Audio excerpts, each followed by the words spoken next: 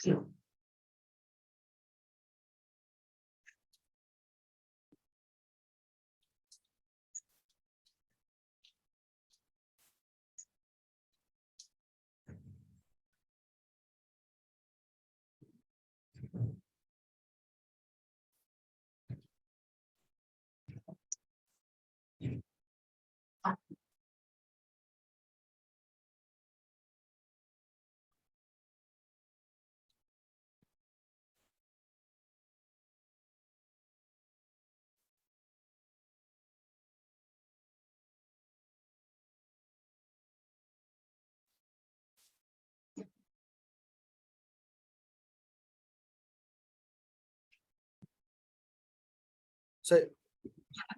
yeah, I'm just waiting for some more participants to join. I think we are able to see some participation. People are joining.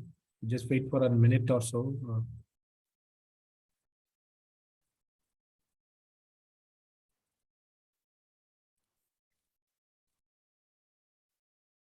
Okay, I think I can.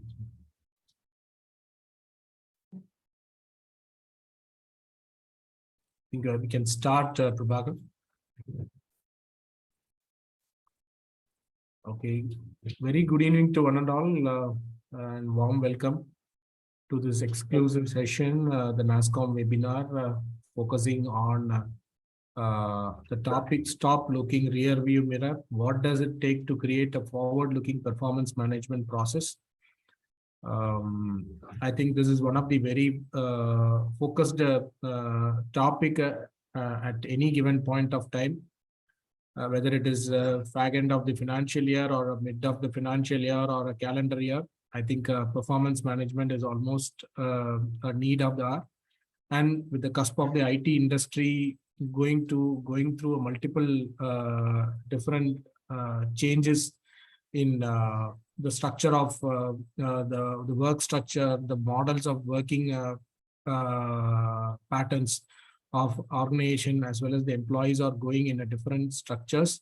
I think the performance management plays a major significant role in the organization for retaining the employees, getting them to a focused roles and all that.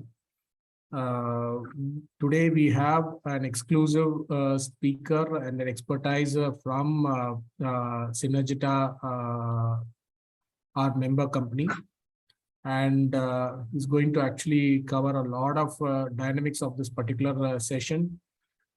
I would like to introduce Prabakar Marimuthu, who is the Vice President of Engineering from Synergita Solutions.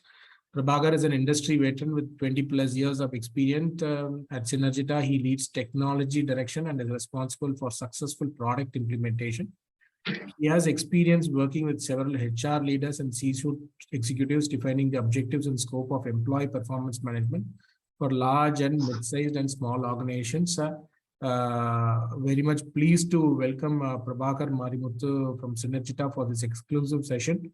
Prabakar, we have a lot of companies over here, members, non-members from the ITITS fraternity, and they are delighted to join this exclusive program to listen to you. And from NASSCOM, it's an opportunity to have you part of our webinar session, and we look forward to hear from you. Thank you, and over to you. Okay. Thank you, Sandil.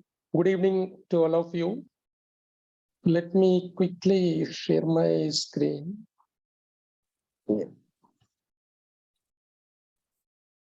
Okay.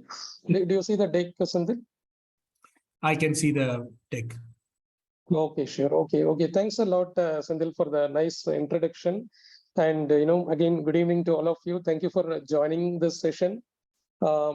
Maybe I will add a few points before I jump into the webinar as such. And as Sandil said, I'm a VP of Engineering at Synergita.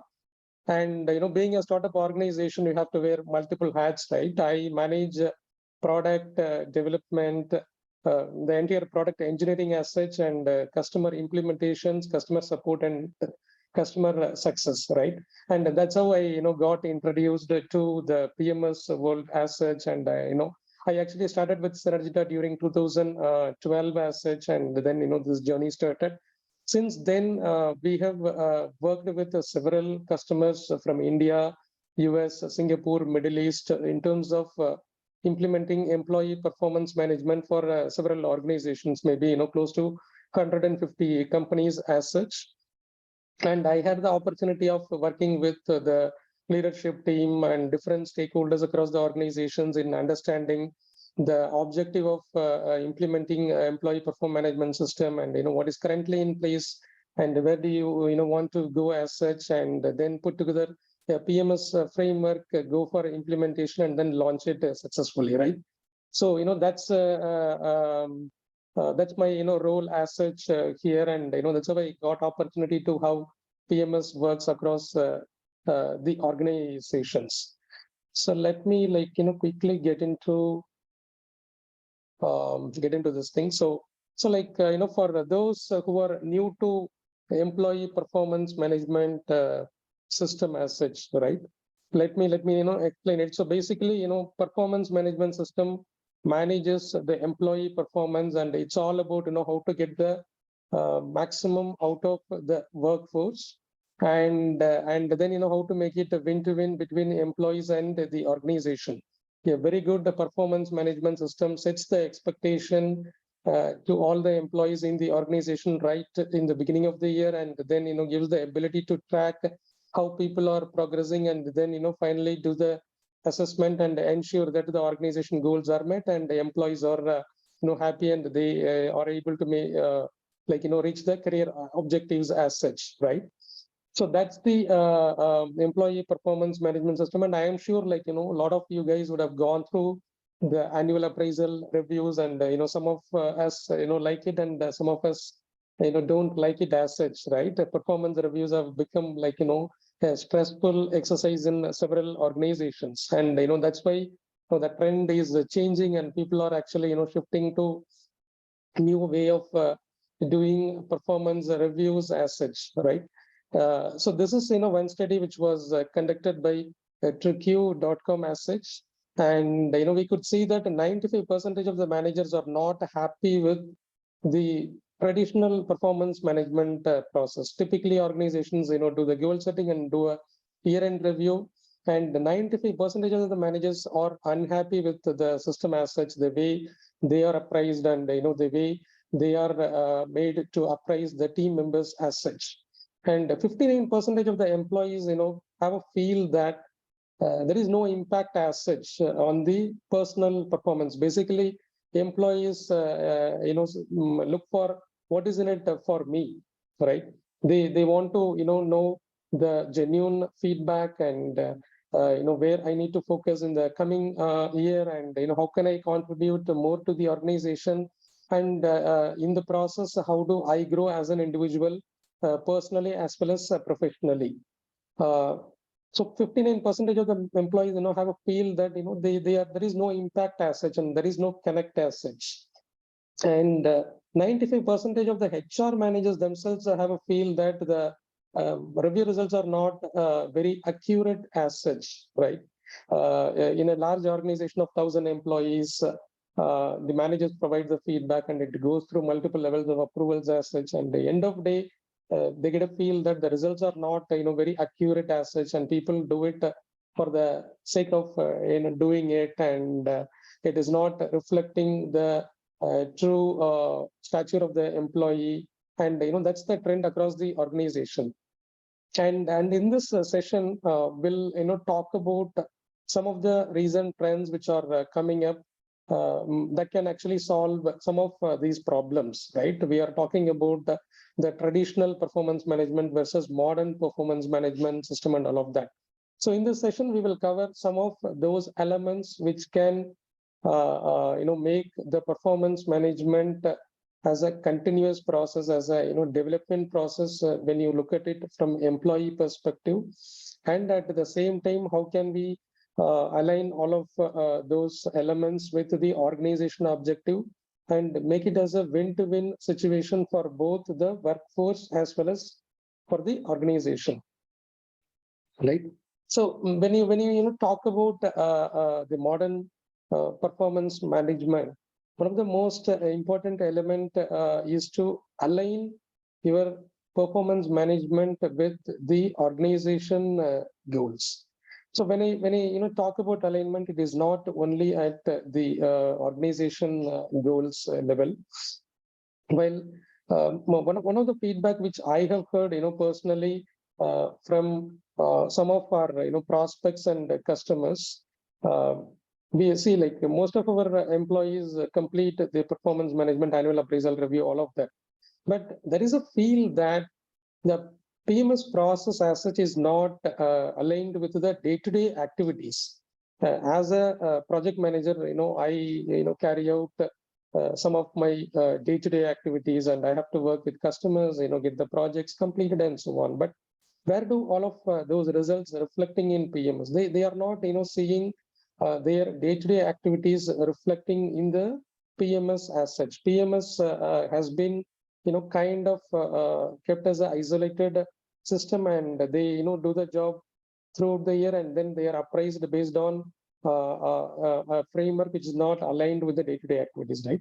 So it is very uh, crucial part to align your PMS with what your organization is wanting to accomplish, as well as the short-term and long-term goals at the department level, team level, and it should also have a connect with the career aspiration and what the employee wants to become the next 3 years, 10 years, and so on. So the moment you bring that alignment, it makes it a lot more easier, and you can also align the employee goals, KPIs, all of that according to their nature of the work which they are doing on a daily basis. It could be a sales team, or it could be like a business analysis team, and they all have their task cut down. The focus should be how you can design a PMS in such a way that all the KPIs are aligned very closely with the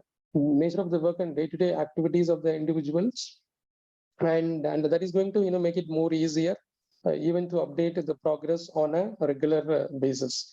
To make the process more aligned, you can also create the competency libraries. I have seen in large organizations, they carry out this as a separate exercise where they create the competency library and the goals library, which are aligned very closely with the title of the individual and the department.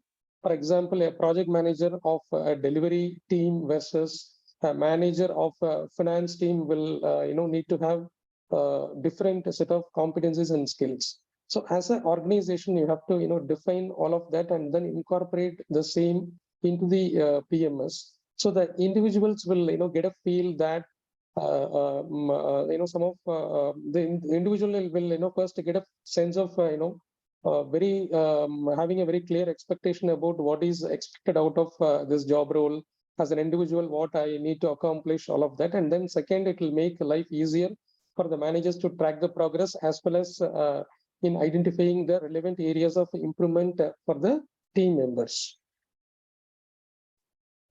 Second focus could be on the engagement. When you bring a lot of staff, competency, goals, library, all of that, it is basically focusing a lot on the work front. Once you set this expectation, then you have to drive the progress, right? And this is where getting an engagement driven approach will produce a lot of results, right? And you set the goals during the beginning of the year, and then how do you actually bring a collaborative approach? First, ensure that the goals are transparent across the organization. At least the organization level goals must be transparent across the organization, and each individual should get a feel that how am I contributing to the larger goals of the organization, and that is going to trigger a lot of employee engagement and motivation towards accomplishing more at the employee level. And then bring a collaborative approach as such. You may be having a lot of dependencies with the other your peers in the organization or with other teams as such. you have to see how you can do regular review meetings and then check-ins. We call it as a check-in in a performance management system. Allow the employees to just go and check in how they have progressed in each of their goals and what support they need to accomplish more and all of that. So that's going to drive a more collaborative approach in the organization and enable a lot of peer-to-peer communication and feedback sharing across the organization. It is, I mean, it is not, when I say feedback, it is not, actually feedback as such, but this peer-to-peer communication creates peer competition and also allows all of them to work together as a team and deliver. And a very good PMS framework in an organization should also focus on how you can appreciate the good talent, right? So you have to ensure that people can identify and then appreciate the good talent within the organization and give goal specific inputs to the employees, and you can capture confidential notes and incident diary, all of that into the employee performance management framework as such, so that you end up managing all the talent information and the performance related information in one single place, which is going to help the management, leadership, HR and all to get the holistic view of what is going on in the organization, and the employees get a feel that they are basically driven by engagement and their good work is getting noticed, appreciated. And that is going to give a lot more motivation to accomplish more. And also incorporate the rewards and recognition on the engagement front. For example, I mean, today most of the organizations are having a very good rewards and recognition programs. So you can bring all those Spot Awards and Star Gladiator kind of awards into a performance management system, so that the employee feels motivated as such. It is not just getting the work done, but you are also awarded, and they can also rate in the points, all of that, right? So that's one important driver to drive the performance management within the organization. And now we are getting into a very critical aspect of PMS system, where you define the process which is needed for your organization. So when I say process, I talk about who set the employee goals and who will approve it, and then year end you give the self feedback, manager feedback, approval, all of that, right? So these processes have to be defined in such a way that they can get the desired results, right? And that's why we keep saying that before implementing a performance management for your organization, you be clear on the organization level objectives, and the basis you define your process, right? I have one common mistakes which I have seen when organizations implement a PMS, especially when they move from manual process to a software. They try to do a direct translation of what they do manually into a software product, which will not make sense in many scenarios.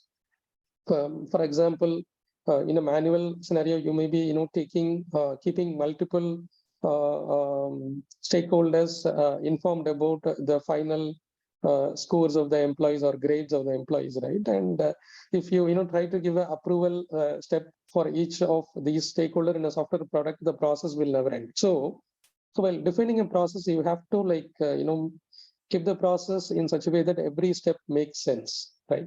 You have an approval step only when it is essentially needed, and if somebody needs to be just to be kept in loop, just give the read access, right? And that individual may not require an approval access in the system. Such I have seen, especially in some manufacturing companies, the top level person, maybe the CHRO or business head, may have to approve the feedback and ratings of all the employees, right? Practically, the head may not even have a full view of how the employee is performing in the organization. All of that, only the manager and skip level will have a good idea, and department head may not have it. So it's better not to have a approval step for the department head. Second, you can have different processes even for different teams as such. Now, sales team is different, and technical teams are different. They all, have different needs. The sales team may be, fully driven by metrics, and they will, require a few steps in the EMS process. They're mostly driven by numbers, right? Somebody has, accomplished 80% of the target, then pretty much their assessments are done, and you have to only give feedback and inputs to do better next year or so. So in such cases, it certainly makes sense to define different processes, and this input is crucial for large companies, right? Because the nature of the work, the way the goals, the targets, all are different. So you have to involve the respective stakeholder and ensure that the processes are defined according to the needs of each team in the organization. Okay, so these are all some of the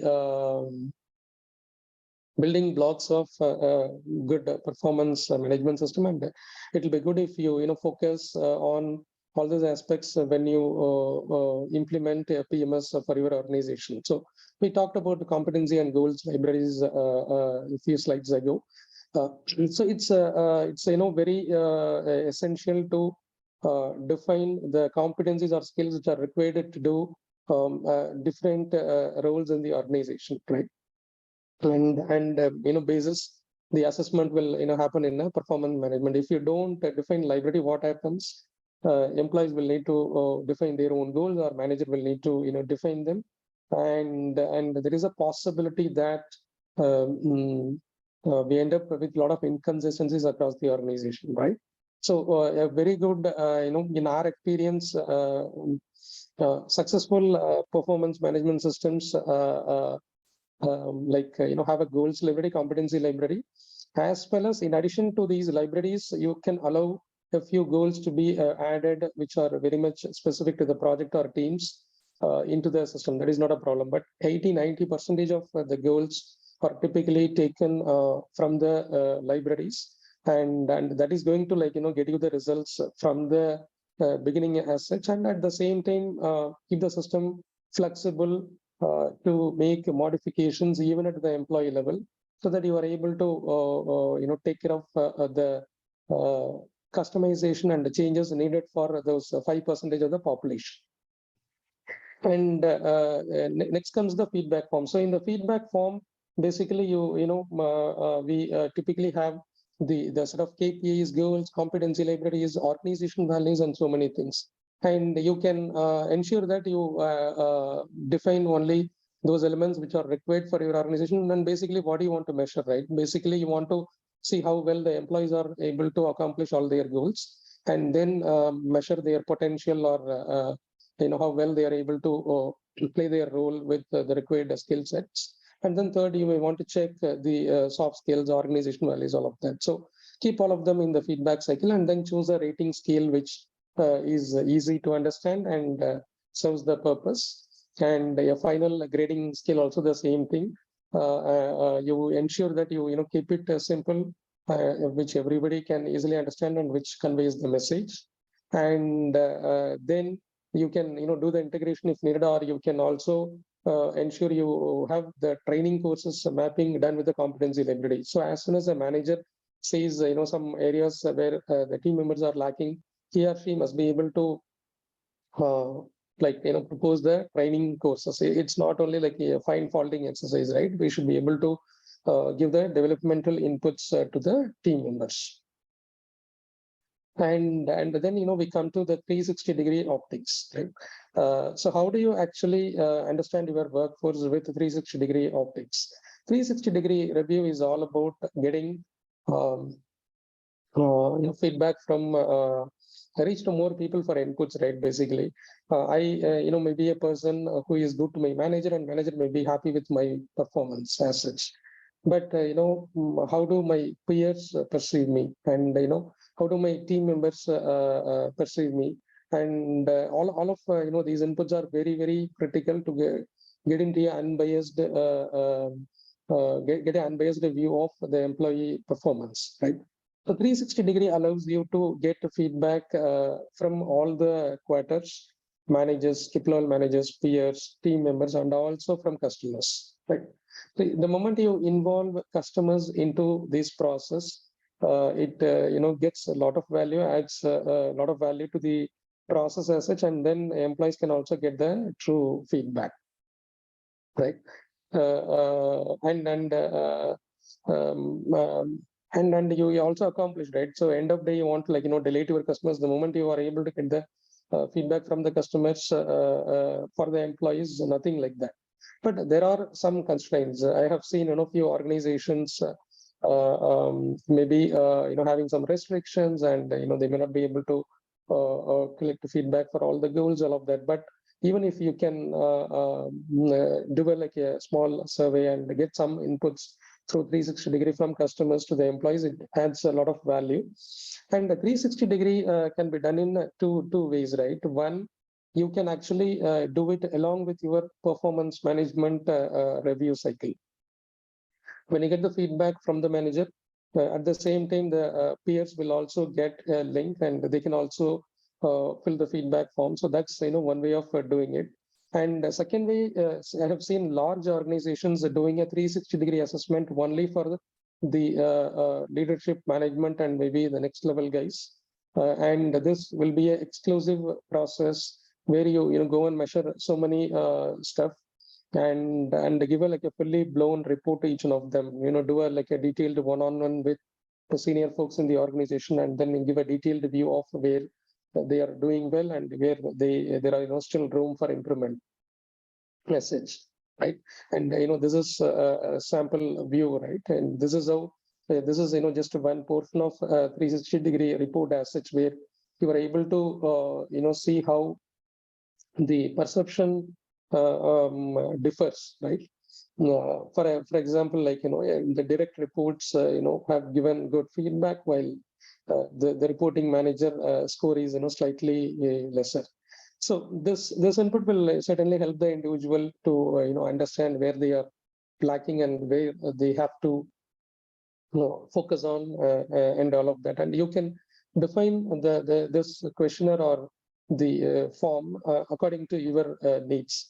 And multiple large organizations typically go and hire a consultant who can closely work with the stakeholders and then define the areas where they want to focus in the 360-degree review, right?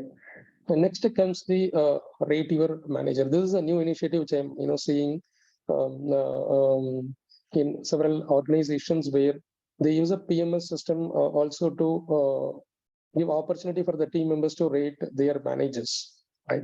So most of the times the managers provide feedback to the team members, and they don't get opportunity to listen to the team members as such. And this avenue will certainly create a channel, and the team members can provide feedback to the manager, how well manager is able to mentor the individual and provide support on accomplishing all the goals, and where the manager can do more, all of that. So this will certainly enhance your PMS. And typically the HR do not get into the details of the Rate Your Manager output, right? The ratings are only shown to the team members, the managers directly, and it will not impact the overall appraisal score of the managers as such. So, and the manager will also not be having access to the team member who gave the input. So the feedback are given anonymously. So managers, they have to just focus on where they can improve, without impacting their appraisal scores as such. And then this continuous coaching, right? Like once you define, set the expectation and start providing continuous inputs, and you have done the 360-degree and also rate your managers during middle of the year, and then the focus should be around the continuous coaching and then upskilling your people. A good PMS will also have a very good employee development program, right? The ability to set employee specific development plans, which is typically done between the employee and the manager, and also the HR VP will be in the loop a lot of times, and they try to link it with the succession plan of the organization as well, right? So somebody is a manager today and will need to be the aspiration of the individual is to become a senior manager in another 2 years or so. So the employee development plan can help you define the areas where the employee is already doing good versus there is room for improvement, and what more new skills the employee needs to acquire to reach the senior manager position as such.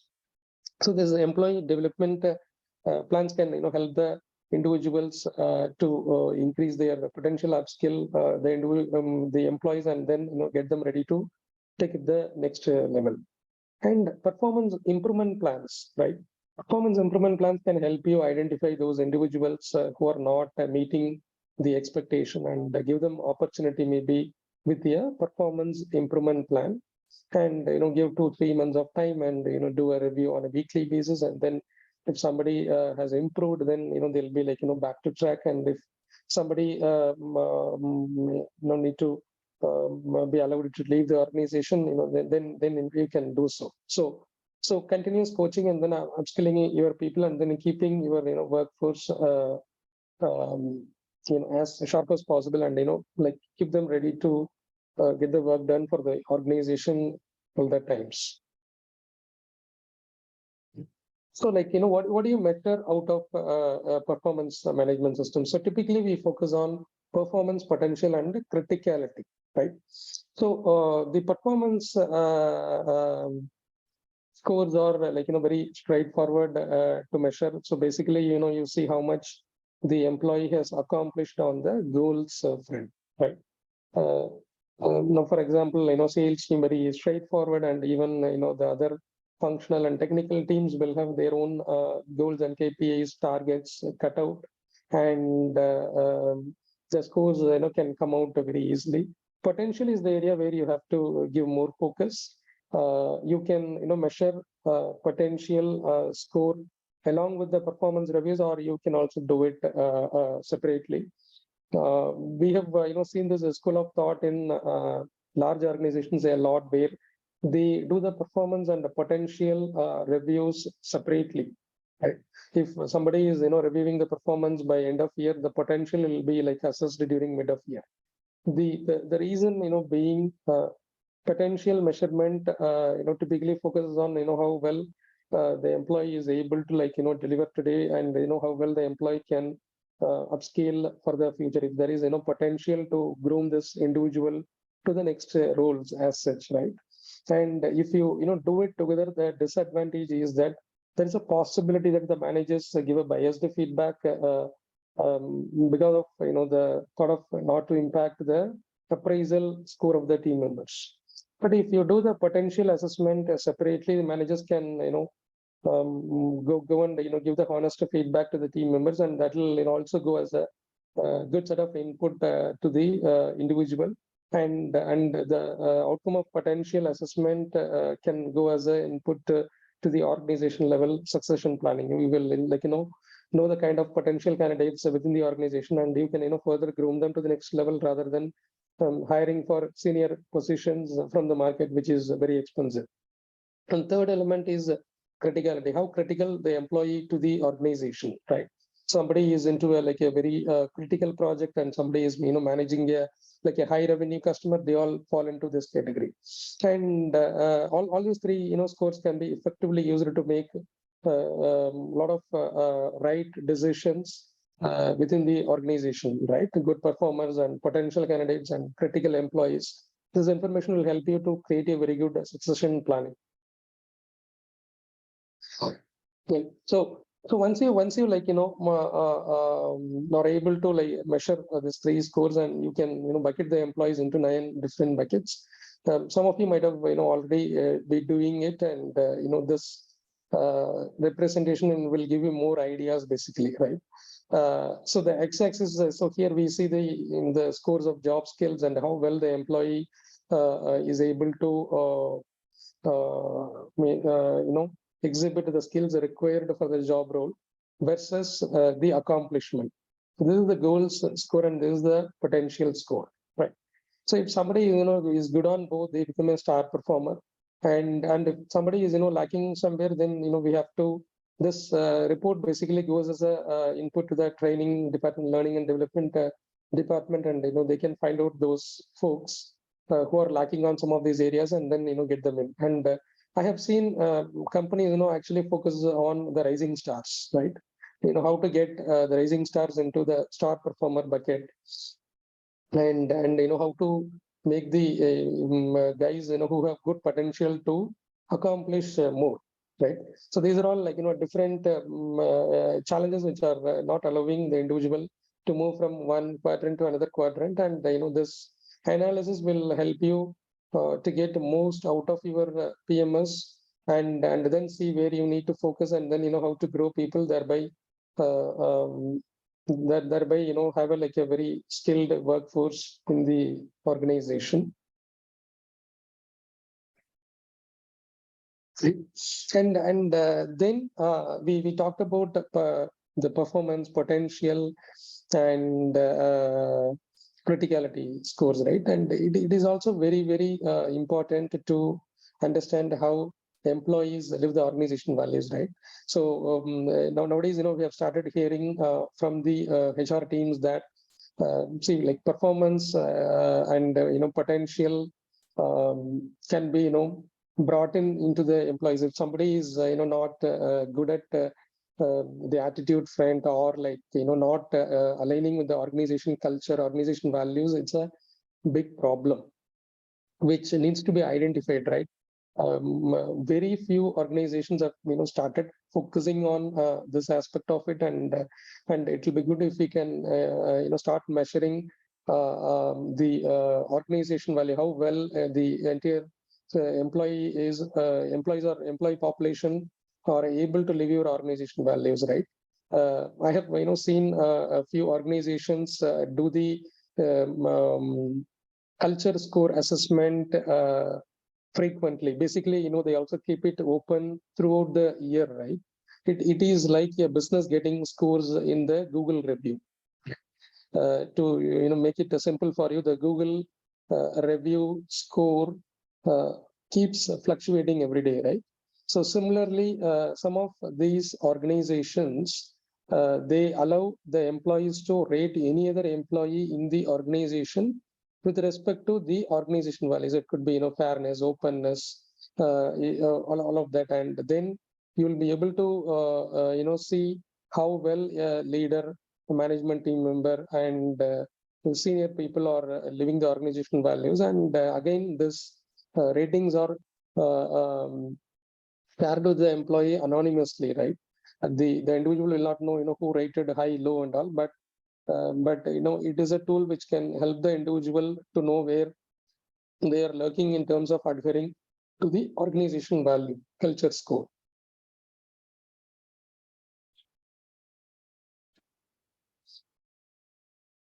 And then we talked about 360-degree review, and then also the importance of understanding the different perception which is coming from different set of folks. My team members are happy with me, but my peers are not. Customers maybe not, right? So how do you actually bring all of that together? And that is where, like, a 360-degree feedback and then analyzing the perception gap analysis will help you. A good 360-degree feedback will gets the different perception, and then the inputs go as a developmental input.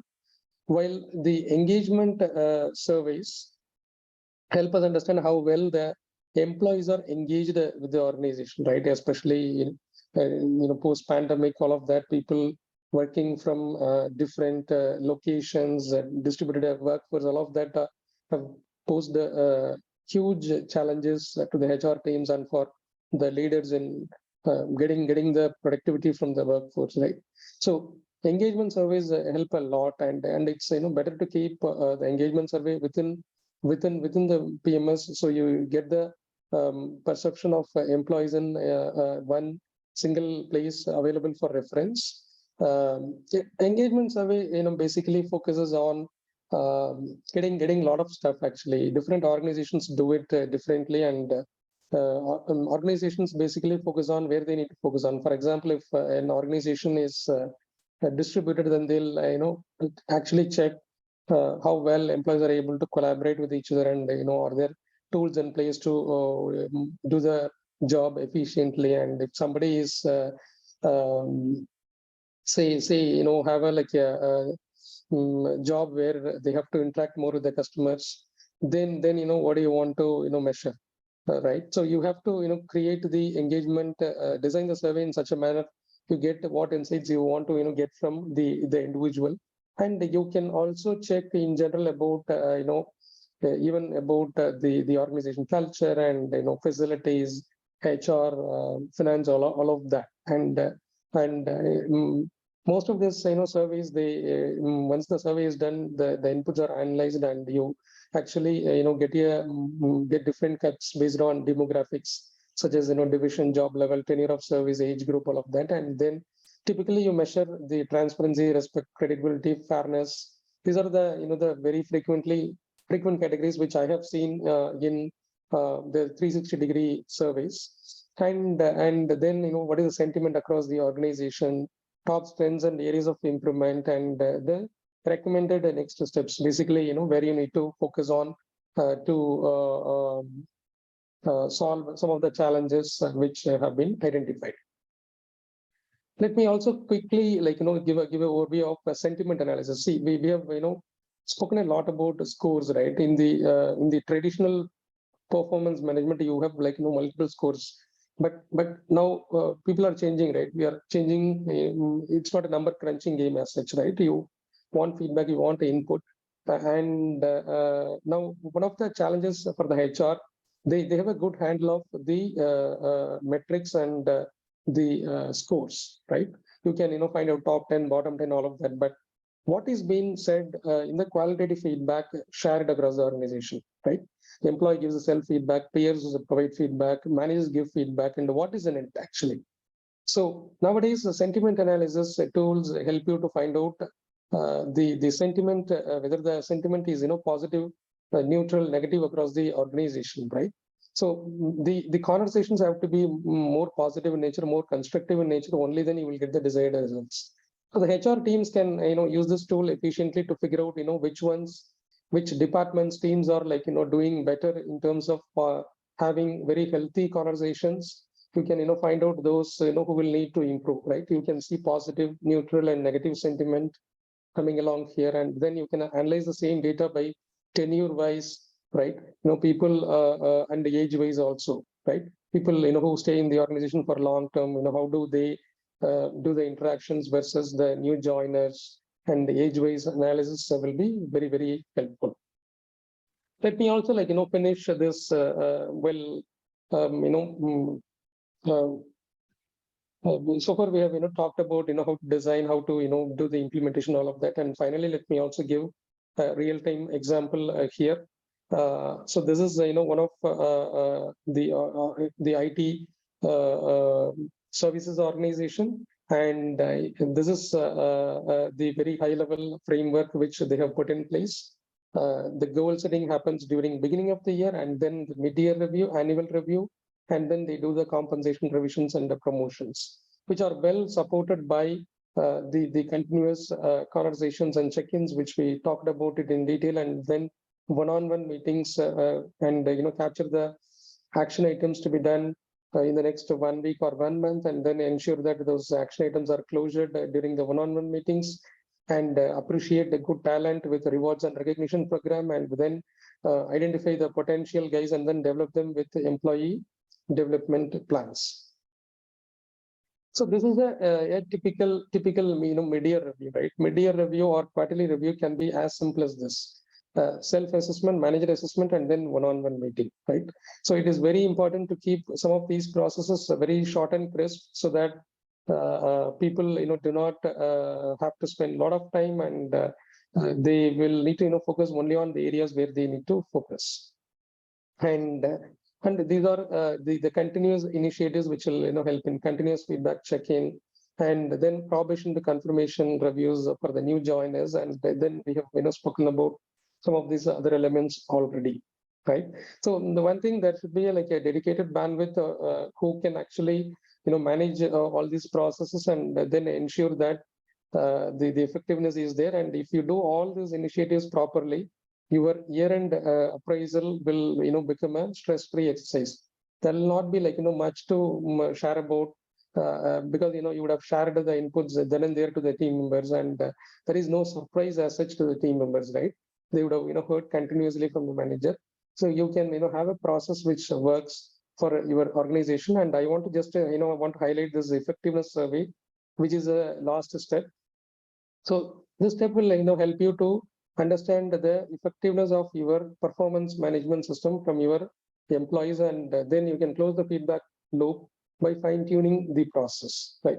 So so that way, like year on year, you can better your performance management process. And then we adoption is one of the biggest challenges, right? You have like implemented, published the process, but then you may still have challenges, right? So you can overcome the adoption challenges. For example, employees not updating the progress in the system, all of that. You can actually overcome these challenges by involving the leadership and management teams while launching PMS. Send out very clear announcements, expectations across the organization, and also start using the data. When HR team or the leadership team want to make decisions, they can actually use the data which is coming from PMS. If the system is not updated, then the decisions will go wrong, and we have to create that the sense of the need for updating the data in the system across the organization. And the moment you start using the data insights coming out of the system, I'm sure people will start using it. And that's how several of our customers made it working for their organizations. And ensure that your managers are trained to provide feedback, right? And that is where the sentiment analysis assistant will help. And you should also ensure that you train your managers to provide constructive feedback, so that the team members can get most out of it and then do well. Right. So these are all some of the insights from our experience working with different companies. So knowledge-based industries, typically they go with a competency-driven approach, where they define the skills required for each title in the organization, and then do the assessment, right? Because they rely on the knowledge. And the sales are metrics-driven, very obvious, and business process management, they are metrics-driven.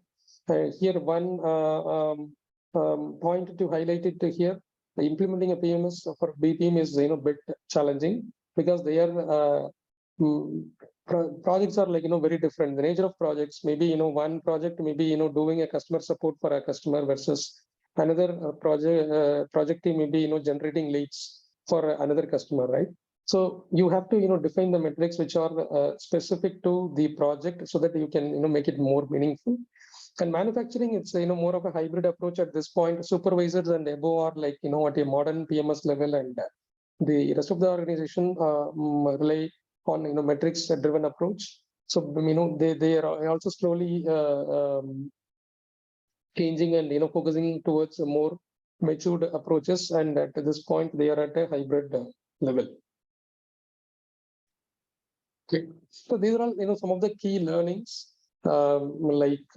ensure that the objective of a PMS is defined very clearly, so that the the rest of the decisions can actually, align with it and involve the business stakeholders in the definition stage. I've seen some organizations, have only the HR team define the PMS and only to find out a lot of gaps at a later point in time. Maybe the business heads are not happy and they, get a feel that, the process which works for the entire org may not work for my organization. So it's better to involve them well ahead of time and start with something simple and then evolve. Like if you, don't, bring a very complex PMS on day one, adaption will become a problem. So go with something simple and then, incorporate the learnings so that it evolves. And always adapt to standards to scale. If you do something specific to your organization, then, it will not scale and you will not be able to align with the rest of the industry. And let the insights drive the decisions so that you also get the most out of your PMS framework, right? So that's kind of the inputs from my end. So Senthil, how do you want to take the Q&A?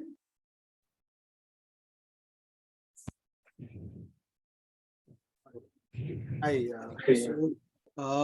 If any of the audience have any questions, kindly post in the Q&A session. So speaker can pick it up and answer here itself.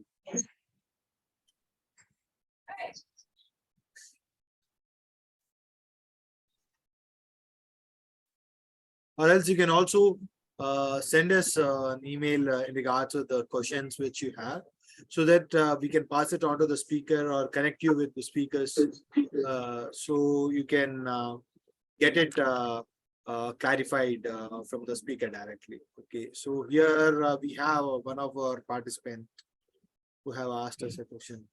Yeah. So is OKR also part of the performance management? It's a very good question. See, like OKR is all about managing the aspirational goals at the organization level. If you go by definition, the answer is no, because OKR focus is to drive some of the initiatives at the organization level more aggressively and ensure the entire workforce is aligned towards it. While PMS, outcome of PMS is assessment and focus on operational goals.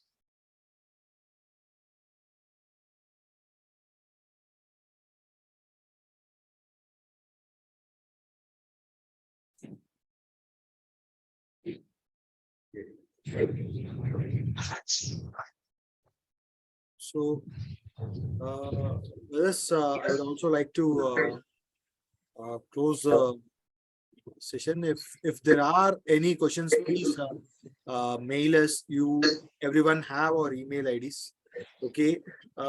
Thank you, Prabakar sir. You have taken us to through the various aspects of performance management system. Okay, it is not about the employer giving the feedback on the performance of an individual employee. Even the employee can also give his own feedback, and the co-workers or the colleagues can also give the employee the feedback. Even they let engagement drive employee performance, even the engagements which each and every organization has and each and every employee has done on his day-to-day basis in an organization will also impact on the performance. Yeah, this is one of the key aspects. One process doesn't fit all. Is one of the key area. Yeah, one process definitely doesn't fit each and every individual. And understanding your employees better with 360-degree optics as 360-degree analysis is definitely required while performance while taking the performance or a KRA metrics into consideration. And definitely the 9-quadrant analysis is one of the beautiful thing which you have showcased. It is one more very, very important thing. And then continuous learning, recognitions, and rewards. Yeah, definitely. This is one of the key thing which each and every organization should start implementing it. And there are a lot of organization who also follows it on a continuous basis. Definitely, it is really a very key important aspect. And the employee development, continuous learning and upskilling is one of the key aspect, and upskilling is one of the buzzword which is there in the market for the past few, I would say like past 1.5 years. Yeah, definitely it is one of the important aspect. And finally, it is like a stress. If we follow all what you thought will lead to a stress-free performance review for each and every organization. Yeah, definitely. Hope everyone has enjoyed the session. And once again, I would like to thank Prabakar sir. And if you have any questions or feedback, kindly pass on to us for an email. And looking forward to your continuous engagement and participation in our forthcoming sessions. Thank you. Thank you, everyone.